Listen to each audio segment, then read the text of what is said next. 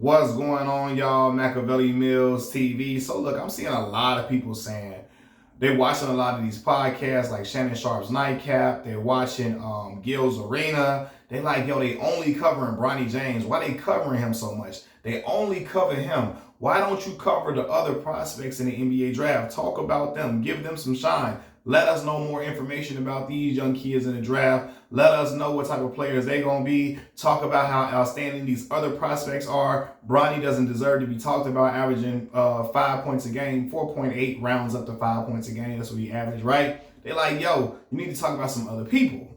First of all, I'm going to say this. The reason why you don't hear people talking about the other prospects in this upcoming NBA draft, this is one of the weakest draft classes that we've seen in years. Extremely weak. So weak, I challenge y'all to name five players coming out of the NBA, coming out of the NCAA men's basketball. Name 5 players in a draft. I challenge you all to do that. Seriously.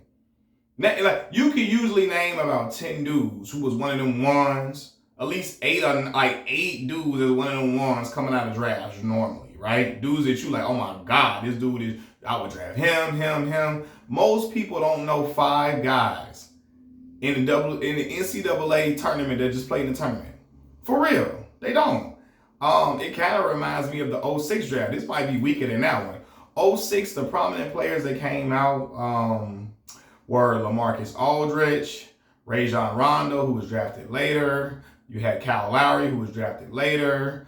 Yeah, those were the stand-up. Brandon Roy, due to injuries, he didn't have this blossoming career. But yeah, other than that, Andrea Bargnani went number 1.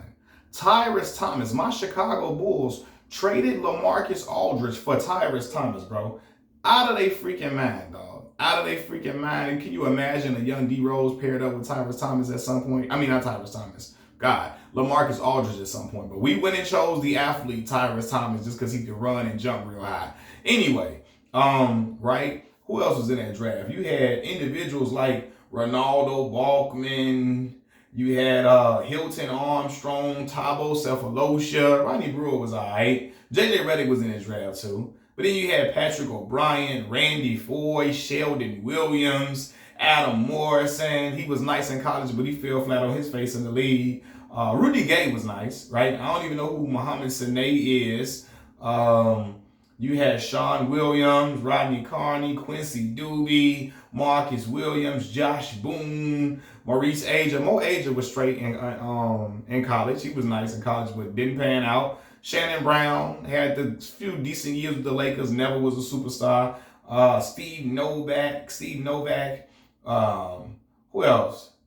James Augustine from Illinois. Like, Boobie Gibson was in his draft. D. Brown. Leon Poe. Paul Millsap had made himself a good career, but his draft was really, really weak. Really weak. I'm looking at people's names. Hassan Adams. Solomon Jones, James White. I said Josh Boone, Cedric Simmons. A lot of y'all don't even know these dudes. Some of these dudes went top 10 lottery. Y'all don't even know who these individuals are. Same thing goes for this upcoming draft. Most people know the women on these teams. Y'all know more women college basketball players than y'all know the men, which is a telltale sign that this draft is not strong at all. Right? Just look at the fanfare that was present for the women's national championship game compared to the men's. The men's national championship game, Purdue and UConn, horrible. I mean, boring, snooze fest. It don't help that my boy Grant Hill, I love Grant, but he is just not an exciting commentator. Grant's so damn boring. Just, oh my, monotone, no excitement. He don't do the Kevin Harlan right between the eyes. Craig Sager, no regard for human life. He don't do none of that, okay? So, yeah, man. Then you got Zach Edey. He's 7'2" or 7'3". He can't guard the pick and roll to save his life.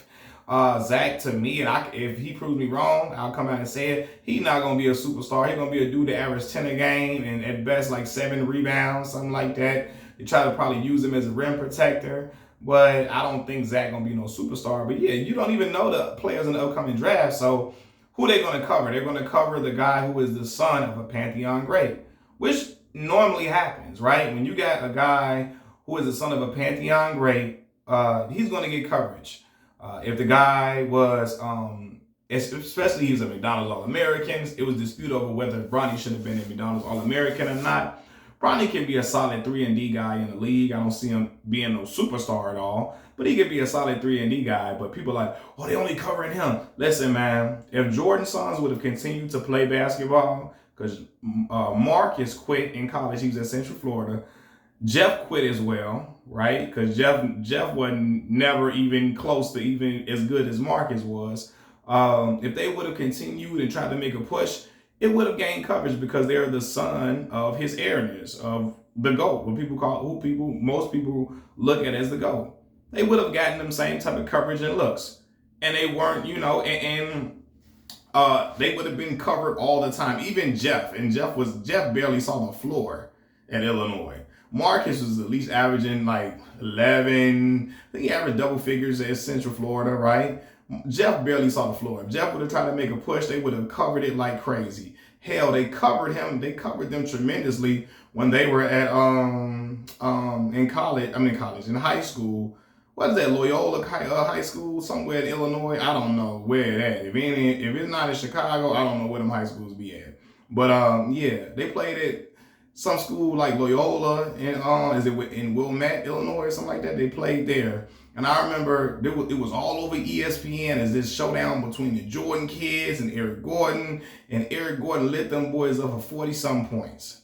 And the game was really, they was highlighting Jordan kids, not because they were just super outstanding talents. It was really because they were Jordan kids. And now you playing, they matching up, the two Jordan boys matching up against a, for sure, surefire, lottery pick or future NBA player in Eric Gordon.